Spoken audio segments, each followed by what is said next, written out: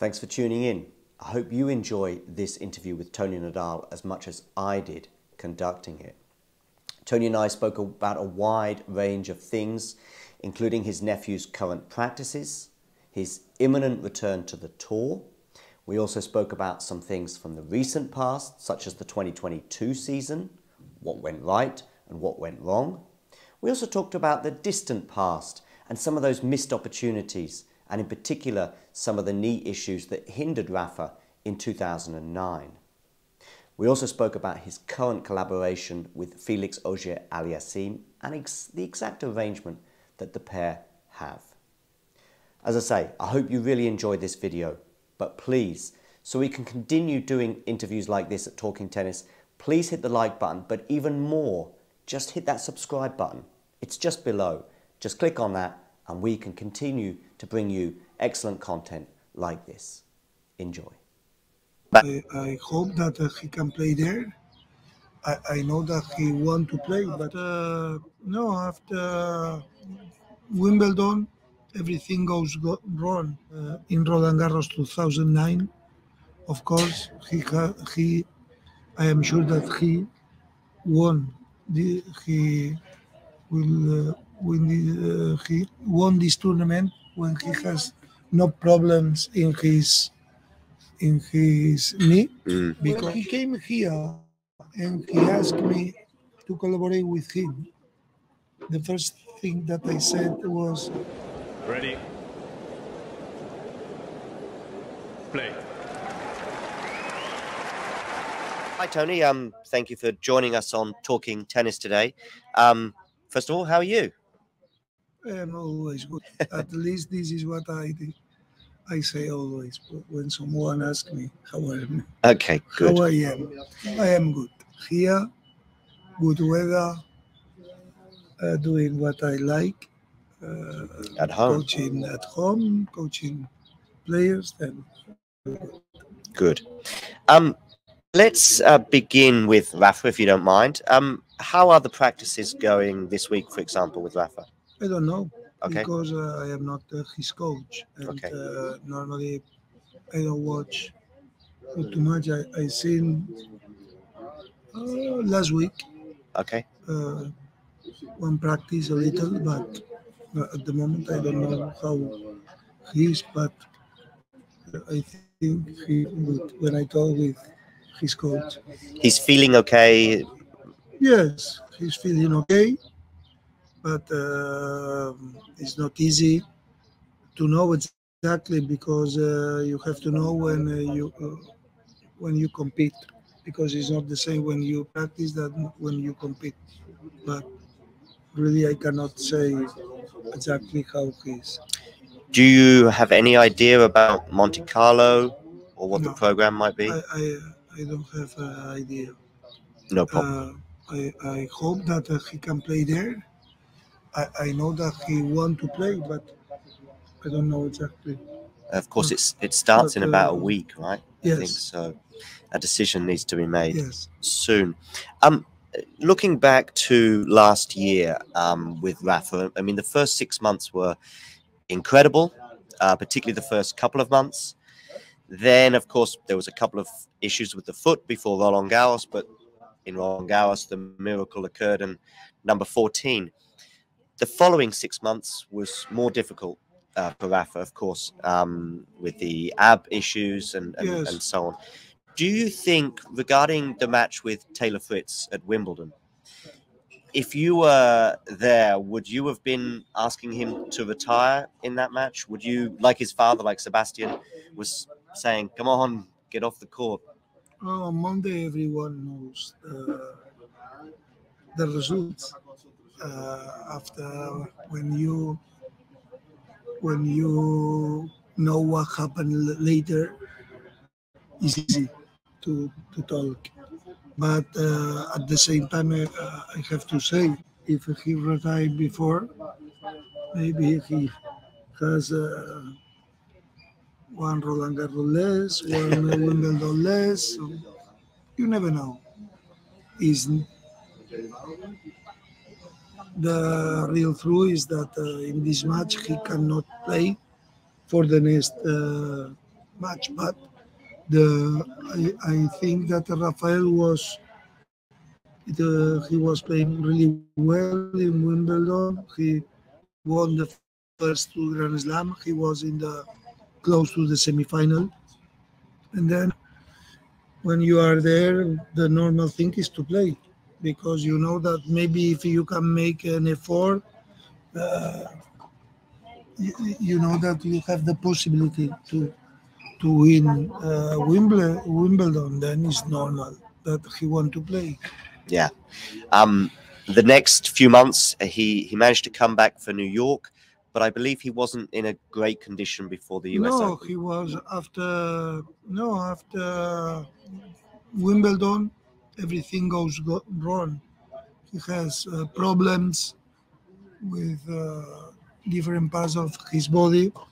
Then the season changed absolutely because till Roland Garros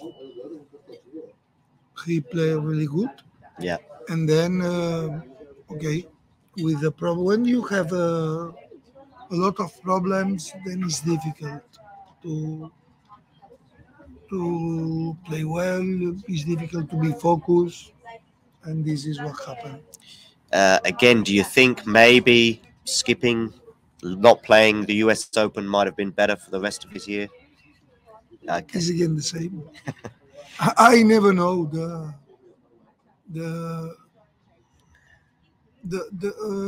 what we have to do exactly because I want to say again when everything is finished Yeah. on Monday everyone knows. The thing is to know on Saturday Yeah. or in Friday. The indoor season for Rafa didn't go very well in the But results. was not in the indoor season. Was after Wimbledon. Okay. Too much problems. He cannot practice normal.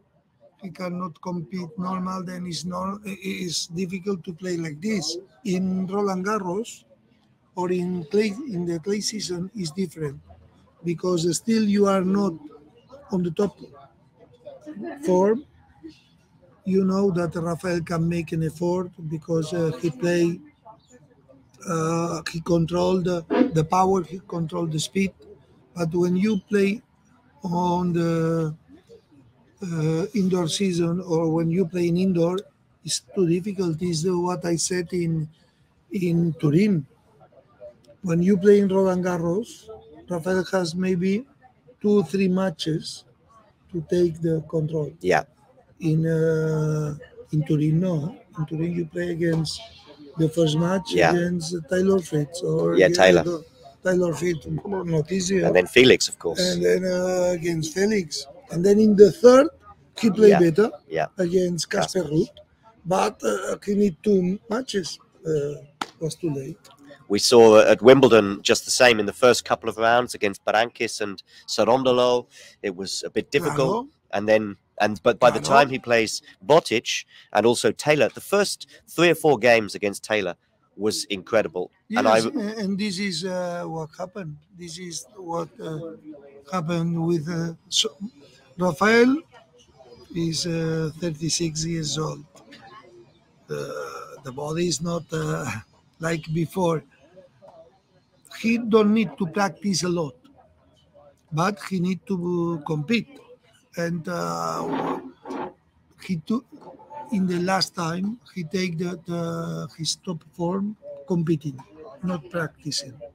Then when he play a Grand Slam, he knows that sometimes the first 2 3 rounds you have matches that you can win without playing perfect. Mm-hmm.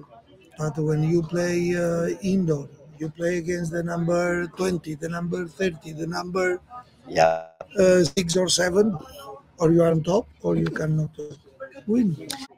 Looking at the next few months, maybe even the next year, how close are we to the end for Rafa? Are we, Paris Olympics is a There's a romantic idea, perhaps, that he would play there next year, but I don't know. I never talked about this with him. I don't know. no idea. What I believe, and this is my opinion, is Rafael will play till he think that he can win. Then, but that depends how good he is, how good can he practice, and then we can see. But at the end, they don't ask me these kind of questions. I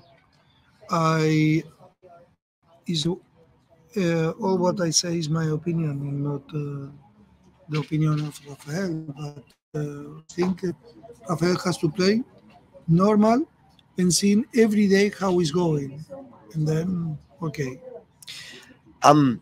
Just quickly regarding Wimbledon last year, I remember the first couple of rounds against Sorondolo. He wins the first 2 sets.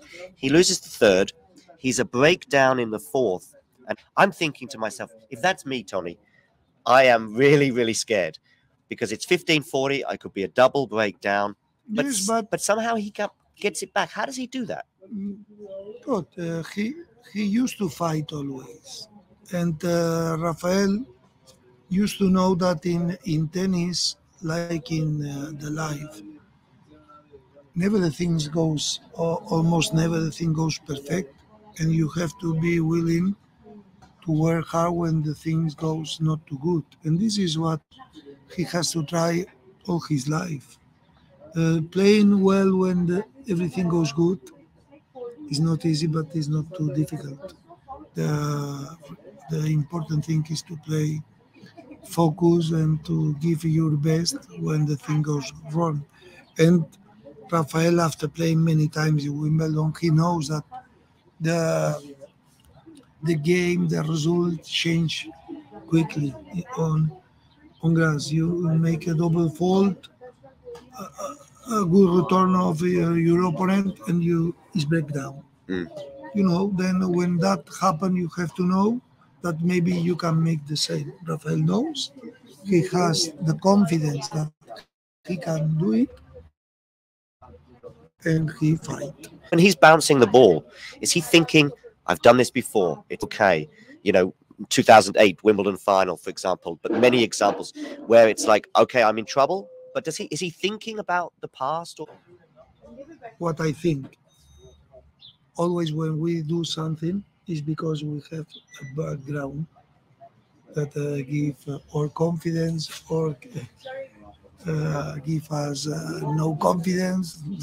But of course, when you play many years and you have seen that when you have problems, that when you go down and you fight and you have normally a good success, it's normal that when come again, you want to fight.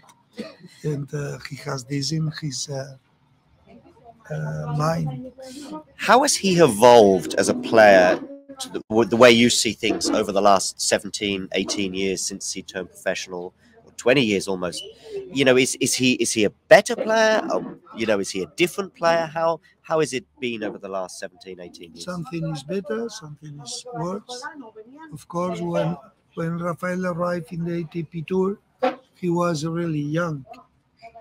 He was 16 years old, and of course, he was not well done in this moment. Then, during many years, he improved. When you watch the first Rafael Nadal in Roland Garros, it's not the same than the Rafael Nadal in 2008 or in 2010. I think the best player was in this moment, 2008, 2010, because he was young, he has power, he has a good decision, good shots, but then it's normal, the body goes a little worse, then you have to put more things. Then I think after that, he can go more to the net. Yep. He can hit the ball a little better. His backhand every year, the serve was a little better. How is normal? Who is better, the Federer in 2006-7 or Federer in 2017? I think Federer before, but in 2017, Federer improved a lot his return. He improved a lot his backhand. It's normal. The big players, they are looking for solutions always. And when you can run, you run. When you cannot run, you hit the ball a little faster, or you are more aggressive, or you make shorter points. But that is a thing about to be a great player. If there's one match from Rafa's story where you think that was a missed opportunity, there was a big chance. We have matches, 2 or 3 in Australian Open. No more. We lose the opportunity in Wimbledon against Djokovic in semi-final. 2018. Then we lose the opportunity, more important because that was semi-final. We lose the opportunity in Australian Open. In the Australian Open 2014, 2012, and 2017. Yeah. In 14 because he has an injury against Wawrinka that before he had never lose against him. Then with Djokovic and Federer, he had breakup in the fifth. Yeah. And 40-30 or the 30-50. I don't remember well. It was a ball very close, goes up. But this is what happened. There was in Roland Garros 2009. Of course, he I am sure that he won. He will win. He won this tournament when he has no problems in his knee, because at this moment he was the best. He won Australian Open, then he won the tournaments on clay, and he arrived with problems in Roland Garros, and for this reason, in my opinion, he loses. But there are others time that maybe he has to lose and he won. Let's talk about today and the tour and the other players on the tour. Of course, you're with Felix nowadays, Felix Auger-Aliassime. How is that going with Felix at the moment? Very good. Good is he's playing not too good the last tournaments. He has some problems in his serve. For him, it's very important to serve well because it's his best weapon. But I am very happy that I can collaborate with him because he's a wonderful guy. He's high education. Then he's always correct on court, outside the court. He's a good fighter. How always he need to improve a little more, but I think he can be many years there, and we want to win some Grand Slams, or we want to be. He want to be number one, and it's not easy. There is Alcaraz, Sinner are very good, Medvedev, but in my opinion, if he work hard, he has the chance.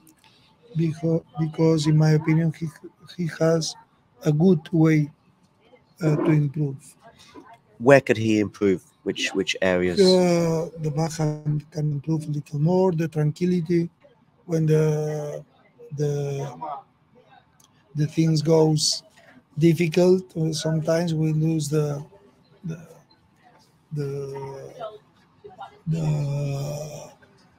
the confidence, and I say to be top, you need to play well when the things goes not too good. And sometimes in this way we can improve a little. If he is to win a Grand Slam, or he was to win a big tournament, he may have to beat your nephew. He may have to play and may have to beat him, particularly at Roland Garros. How is the feeling for you? I think I know you've spoken before about this, but how are you feeling? When he came here and he asked me to collaborate with him, the first thing that I said was, I can collaborate, but if you play against Rafael, I cannot decide that you win. Is more in Roland Garros.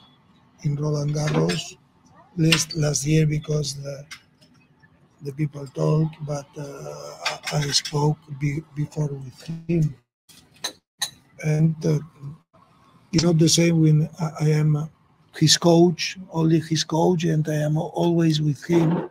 Maybe it can be different. I make a collaboration. I am the director of here. This is from, I work for Rafael to here. I cannot